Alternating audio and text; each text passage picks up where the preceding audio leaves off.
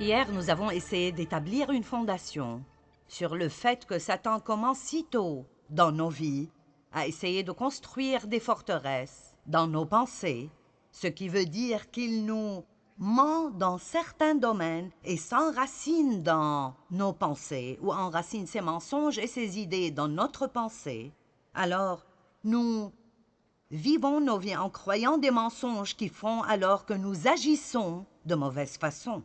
Donc, il le fait à tout le monde, et puis nous essayons de nous entendre tous, et ça devient juste vraiment une grande foire. Le seul espoir pour nous est de renouveler nos pensées par la parole de Dieu, d'apprendre à penser de la façon que Dieu veut que nous pensions, d'apprendre à dire ce que Dieu veut que nous disions pour que nous puissions être ce que Dieu veut que nous soyons, faire ce que Dieu veut que nous fassions et avoir ce que Dieu veut que nous ayons. Vous diriez peut-être, oui, je veux avoir ce que Dieu veut que j'ai.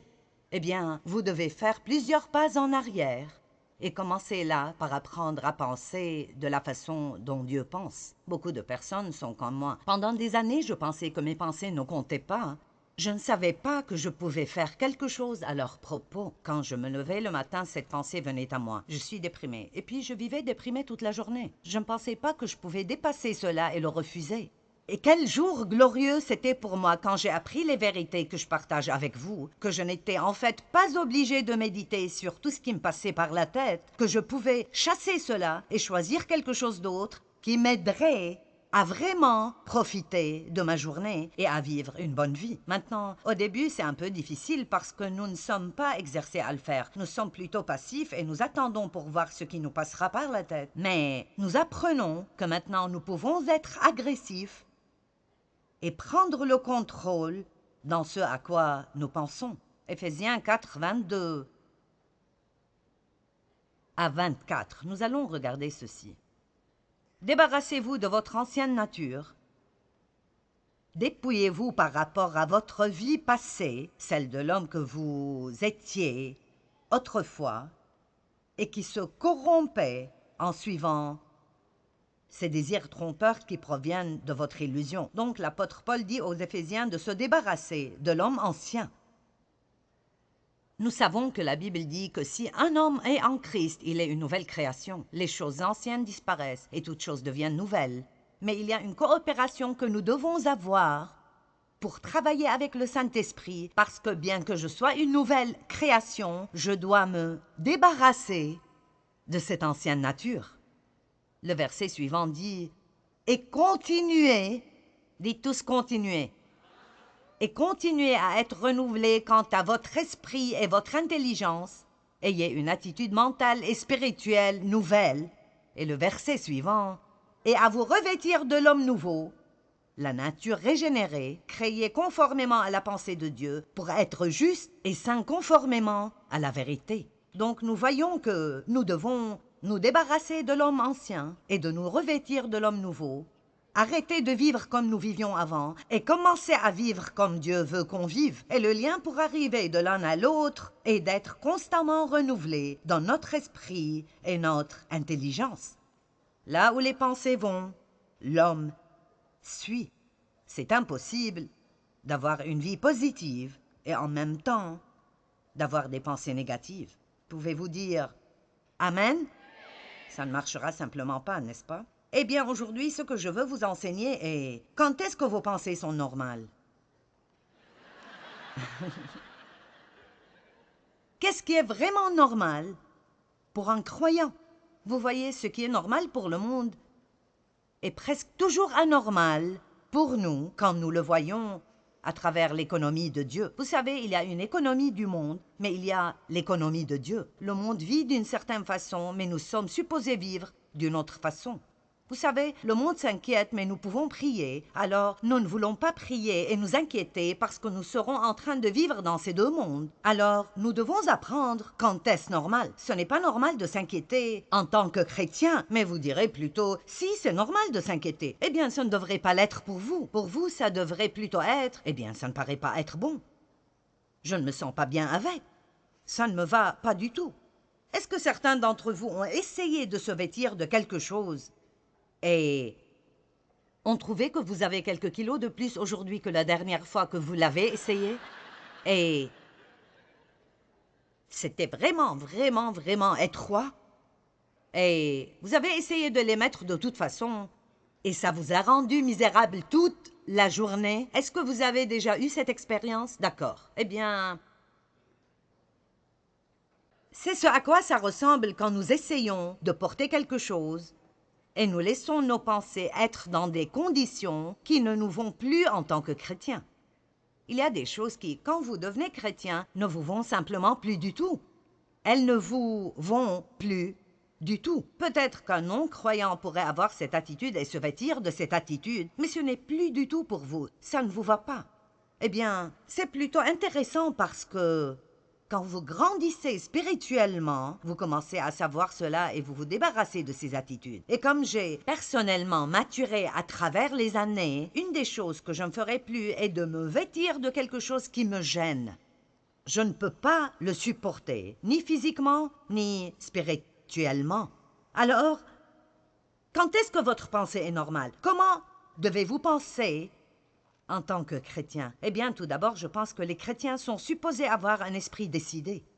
Nous devons savoir comment savoir ce que nous voulons faire, prendre une décision de le faire et ne pas la changer chaque quelques secondes.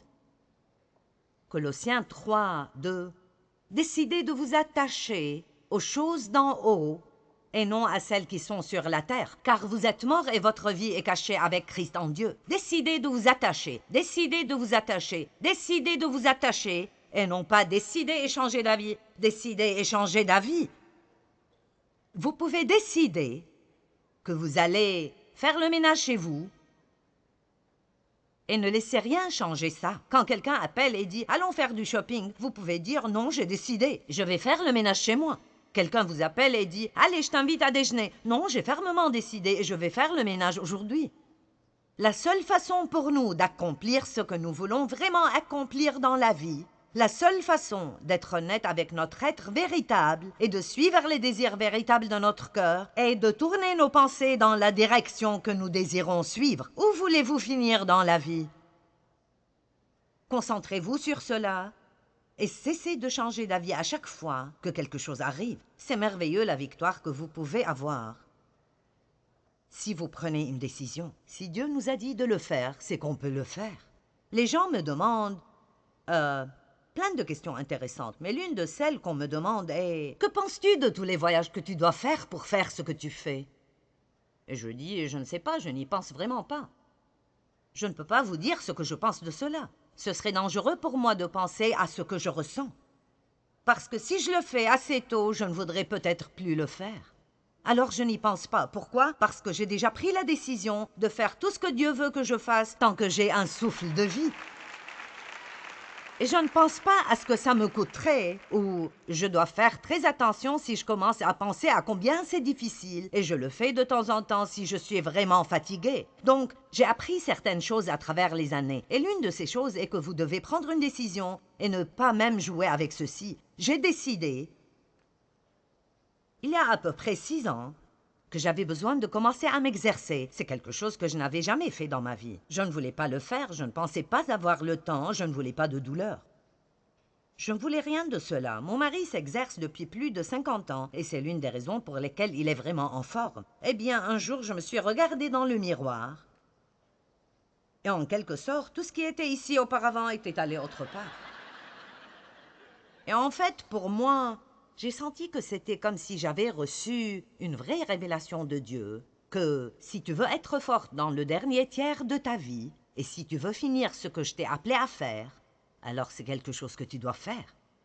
Tu dois le faire. Merci. Mais ça va plus loin que de paraître en forme. Il s'agit d'être en bonne santé. Et vous savez, nous avons toutes ces articulations parce que nous sommes supposés bouger. Nous ne sommes pas supposés vivre sur le canapé ou nous asseoir sur une chaise ou devant la télé. Nous sommes supposés bouger. Alors je vous encourage à être actifs dans la louange parce que pour certains d'entre vous, c'est tout le mouvement que vous faites. C'est là que je veux en venir. Des gens me disent « Je n'aime pas m'exercer, je ne peux pas supporter d'aller à la gym, je n'aime pas cela du tout. » Vous savez, je pense que j'aime cela. Je n'en suis pas vraiment sûre, j'y vais simplement. J'ai pris la décision, j'y vais. J'y vais lundi, mercredi et vendredi. Mais si j'ai une conférence, j'y vais lundi, mardi et mercredi. Au début, j'ai dit, tu ne peux pas y aller 3 jours de suite. Et puis j'ai pensé, eh bien pourquoi pas? Je fais d'autres choses 3 jours de suite. Je survivrai si je m'exerce 3 jours de suite. C'est incroyable les choses que votre pensée vous dit et qui vous arrêteront de faire les choses que Dieu veut que vous fassiez. Alors je vous le dis, décidez ce que vous voulez faire et arrêtez d'y penser jusqu'à la mort. Le premier type de pensée qui est normal d'avoir pour le croyant est une pensée décidée. Nos pensées doivent être complètement renouvelées.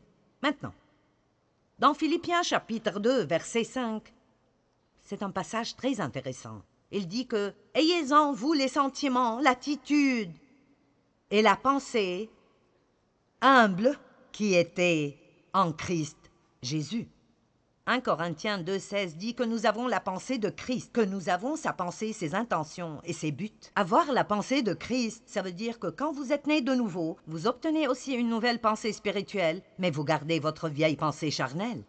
Romains 8,5 dit « Car ceux qui sont selon la chair ont leur pensée aux choses de la chair, mais ceux qui sont selon l'esprit aux choses de l'esprit. » Et après, il dit la pensée de la chair est la logique et la raison sans le Saint-Esprit. Qu'est-ce que la pensée de la chair? C'est quand je commence à raisonner et à regarder les choses de la manière dont le monde les regarde, sans permettre au Saint-Esprit de donner son avis.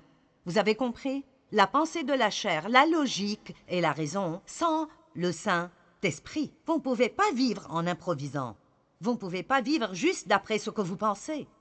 Vous devez aller plus loin que cela et apprendre à écouter et discerner ce que Dieu dit dans des situations.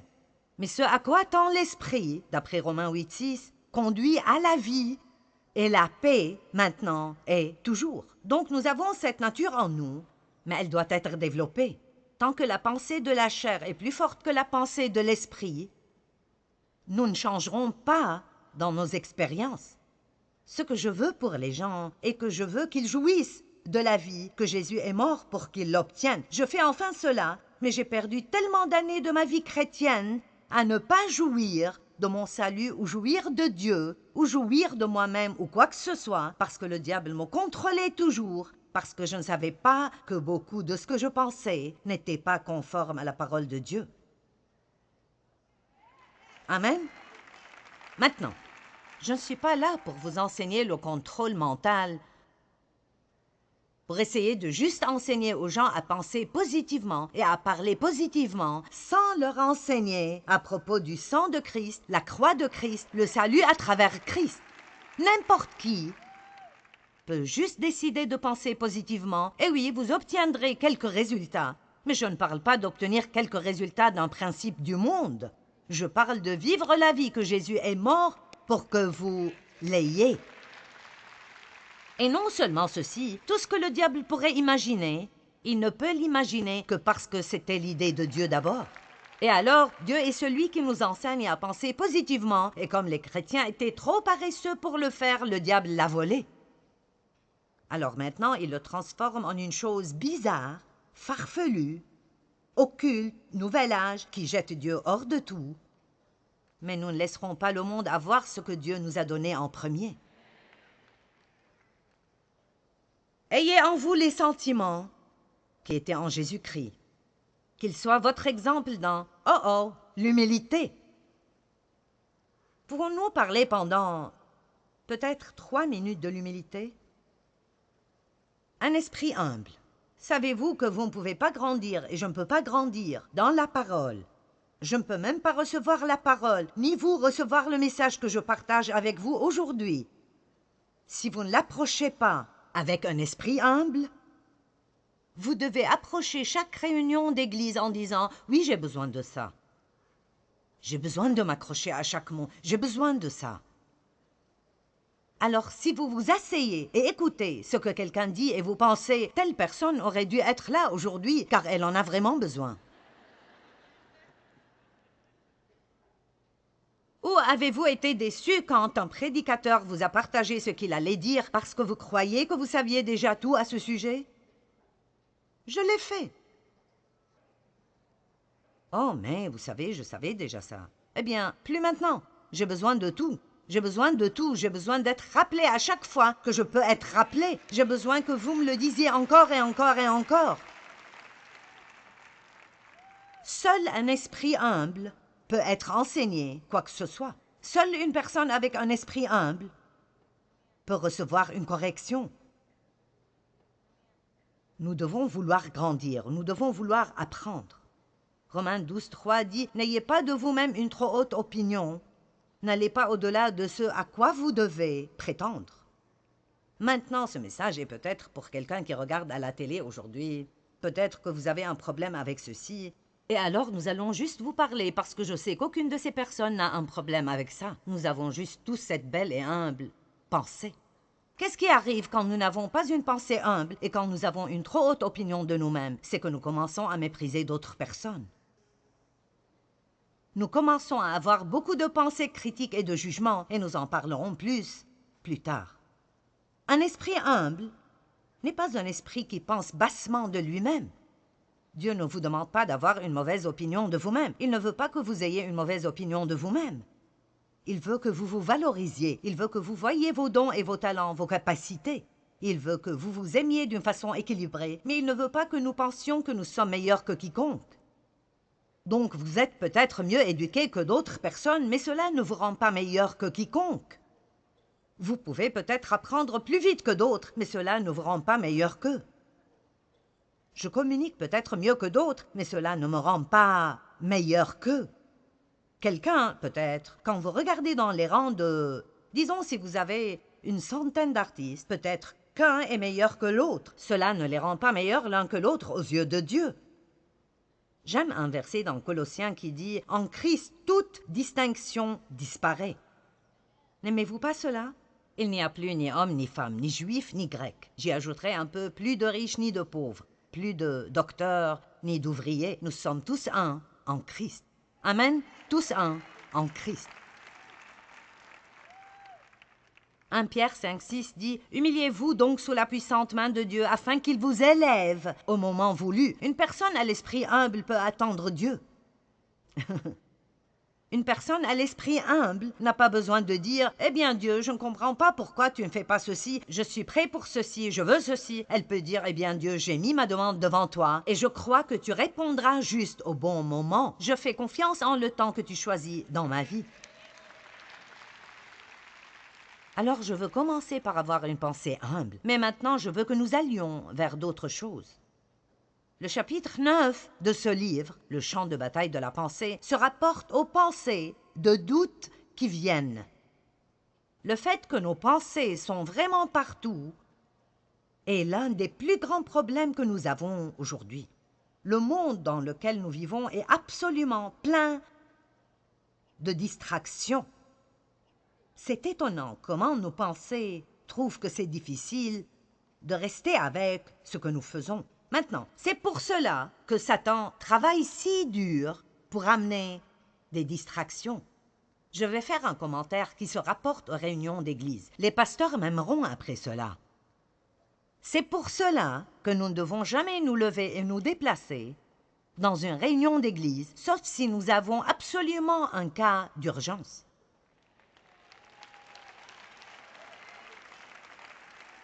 Et je ne veux blesser personne quand je dis ceci, mais honnêtement, si vous n'avez pas un besoin urgent, c'est vraiment simplement très égoïste. Et vous ne réalisez probablement pas cela, mais voici ce qui arrive. Notre sœur Brown, au milieu de la rangée 14, décide qu'elle a besoin d'un verre d'eau. Alors, elle se lève. « Excusez-moi, excusez-moi. » Tout le monde derrière la regarde partir, et puis elle la regarde quand elle revient.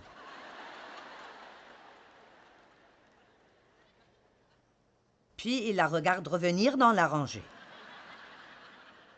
Et le pasteur est là où, si ça arrive à l'une de mes conférences, je suis là, je partage mon cœur avec les gens, j'essaie de changer leur vie à travers une parole, j'ai passé des heures et des heures à étudier et à me préparer, et maintenant tout le monde de la rangée 14 jusqu'au fond est parti prendre un verre d'eau avec notre sœur Brown. Ils ont admiré son chapeau, ils n'ont pas aimé ses habits. Ils l'ont regardé qu'elle y allait alors qu'elle revenait. Ils se sont tous demandé où elle va et qu'est-ce qu'elle fait. Nous vivons dans une ère de distraction. Conduire sur l'autoroute est comme conduire dans une encyclopédie. Savez-vous combien de publicités sont là, devant nous, dans un trajet de 5 minutes en voiture? Nous ne pouvons plus profiter du paysage parce que partout où nous regardons, il y a quelque chose d'autre. Quelque chose est en train d'être promu. Je me souviens de quand la télé était si simple. La première émission que j'ai visionnée était Howdy Doody. Ça vous montre que j'étais là quand les télés sont apparues. Et vous aviez peut-être une pub, je ne sais pas, une publicité de 30 secondes au milieu de l'émission, et c'était tout. Maintenant, dès que vous commencez à être intéressé,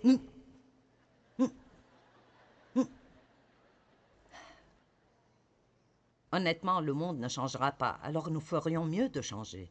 Et l'un de mes objectifs, et je travaille sur cela depuis un moment, parce que j'ai des problèmes dans cette région aussi, j'ai une pensée très chargée. Et je trouve cela défiant de me concentrer sur ce que je fais. Mais je travaille avec Dieu sur cela depuis un moment, et je travaille toujours dessus parce que nous nous fourrons dans beaucoup de troubles, et nous manquons beaucoup de choses que Dieu a pour nous parce que nous ne nous concentrons pas sur ce que nous faisons. Savez-vous combien vous pouvez apprendre si vous pouvez vraiment vous concentrer et absorber chaque mot qui est dit? Il y a à peu près 6 semaines, j'ai trébuché sur des marches faites en pierre et je me suis blessé le bras. J'ai toujours des cicatrices ici à cause de cela. Je me suis fait mal au genou et je me suis cassé le gros orteil. Maintenant, je suis passé par beaucoup de peine. Pendant beaucoup de temps, j'ai dû aller chez le podologue, j'ai dû faire ceci, j'ai dû faire cela, juste parce que comme je montais les marches, je ne pensais pas aux marches. J'étais déjà à la cuisine faisant ce que j'allais faire quand j'allais y arriver. Ma famille doit vraiment faire attention à moi parce que je suis d'habitude une étape plus loin que là où je suis. Et l'autre jour, je conduisais jusqu'à notre... Quelqu'un d'autre conduisait, j'étais à l'arrière et nous allions à la subdivision. Et j'ai commencé à penser à ce que j'allais faire quand j'arriverais à la maison. Et j'ai commencé à sortir de la voiture alors que nous étions encore en route. Donc, beaucoup d'accidents arrivent parce que nous ne nous concentrons pas sur ce que nous faisons. Alors commençons à prier, que Dieu nous aide vraiment à apprendre comment nous concentrer plus et mieux, parce que nous avons vraiment besoin d'apprendre comment jouir de ce que Dieu nous donne. Dans la vie, nous devons être capables de nous concentrer. Nous ne comprenons pas les choses si nous ne nous concentrons pas. Vous entendez souvent que méditer sur la parole de Dieu aide beaucoup dans le renouvellement de votre pensée. Mais qu'est-ce que ça veut dire de méditer?